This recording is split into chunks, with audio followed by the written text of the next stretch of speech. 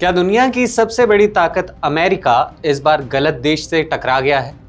क्या ईरान सच में हार रहा है या फिर धीरे धीरे अमेरिका को घसीट कर हार की कगार पर ले जा रहा है?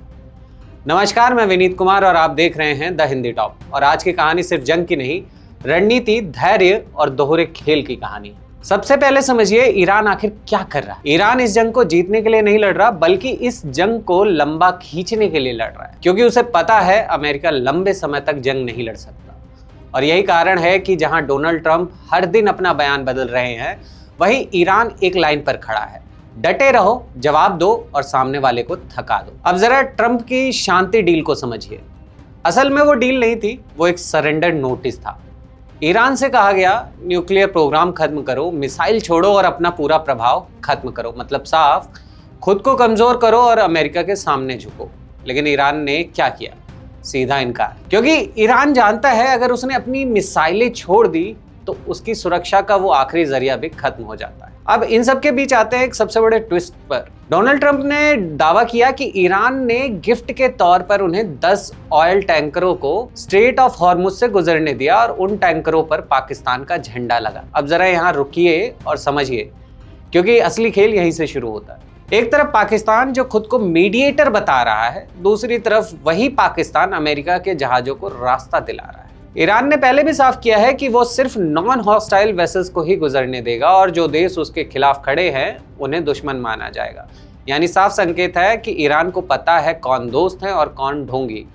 और इसी को लेकर ईरान ने भारत, पाकिस्तान, चीन, रशिया समेत 5 देशों की लिस्ट जारी की, जिन्हें फ्रेंडली देश नेशन में रखा और उनके जहाज़ों को हॉर्मुज से गुजरने की इजाज़त दी। लेकिन पाकिस्तान ने जो किया उसके बाद चीज़ें बदल सकती हैं, क्योंकि एक तरफ ईरान का पड़ोसी बनकर पाकिस्तान दोस्ती निभाने की बात कर रहा है, तो दूसरी तरफ अमेरिका को फायदा पहुंचाकर अपने ही आप को वहां पे सीधे सीधे ईरान का दुश्मन बता रहा है। सीधे शब्दों में डबल गेम खेलने की जो ये कोशिश है पाकिस्तान की, वो उस पर ही भारी पड़ सकती है। वहीं ईरान के अंदर इसको लेकर गुस्सा साफ है। तेहरान अब पाकिस्तान को बार बार लताड़ रहा है। तेहरान ने भी साफ किया कि पाकिस्तान कोई मीडिएटर नहीं है, बल्कि एक फैसिलिटेटर है।